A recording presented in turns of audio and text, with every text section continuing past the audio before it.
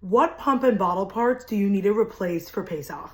Pesach, otherwise known as Passover, is an 8-day holiday where we need to remove basically all the wheat from our house. We're not using any of the same dishes, plates, forks, anything that we do during the year.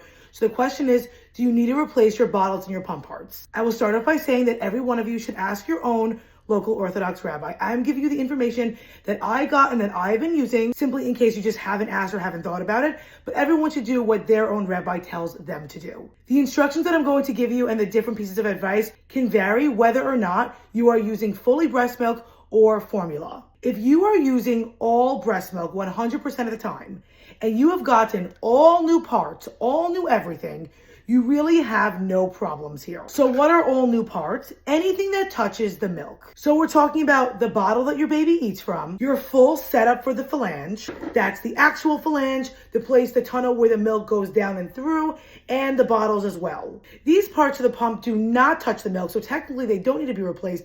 However, I do replace them because I wash them in the same place that I wash all my other stuff during the year. So technically it has stuff all over it. So personally, I will just use the time to replace all of it because you're supposed to replace your parts every 3 to 4 months anyways. So I always use Passover just as a good time to just fully replace everything. You also need to get yourself a new bottle brush because you can't use the same one during the year that you're using on Pesach. And depending on where you are and where you're staying, I will use this wash basin. I bought it 1 year for Passover and I just use it every single year. This way it just stays in the bin.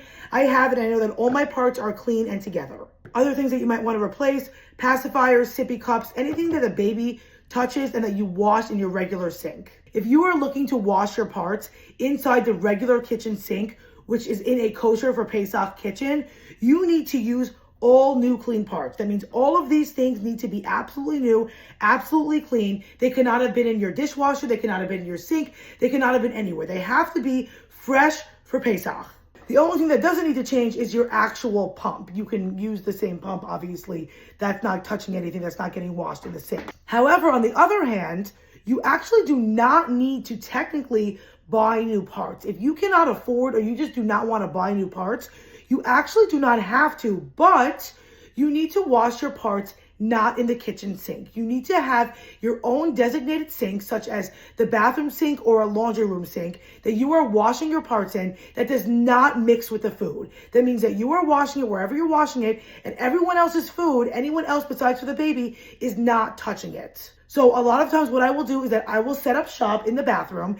I will clean it. Trust me, it's very clean. We clean it. We wash it down. I have my wash basin. I set out my entire towel. I have my new bottle brush there. I have my new soap there. I set it all up. I wash it. I don't leave things inside of the sink itself. I just wash it under the water and then I put it to dry, or I put it in here where it can dry. Also, if you're using formula, you're going to be told to do the same thing. Formula is kitnio, which is a certain kind of food that we're not allowed to eat on Pesach. So if you're using formula, you're also going to have to go ahead and wash your stuff in a different sink. So you can either do a bathroom sink again, or you can do like a laundry room or a slop sink or whatever it is, but not the same sink that everyone else is eating from. So all in all, what do you need to get new? Technically nothing. If you want to wash all of your parts in a separate sink and make sure that nothing comes in contact with anything new. You also may want to ask and be respectful to wherever you're going. If you're going to your in-laws, if you're going to your parents' house and maybe they're a little bit more strict, they don't want your regular bottles that you normally use or your regular pump parts that you normally use inside of their fridge. They may want you to keep your parts in a different fridge or an outside fridge, or they may just ask you to get new parts. If you have your own mini fridge, you can use that, or you could just make it easy again and just get yourself new parts. If you are choosing to replace, we're looking to replace the full bottle with the nipple that your baby eats from, the bottle brush, the full pump setup, including all the parts, the duck bill, the backflow protector, the tubing, anything that's washed with everything else, and the bottles that are washed. You're looking to replace passies, you're looking to replace sippy cups, anything that comes in contact throughout the day, throughout the year, inside of the sink where you normally eat chametz. The only thing that we are not changing is your pump.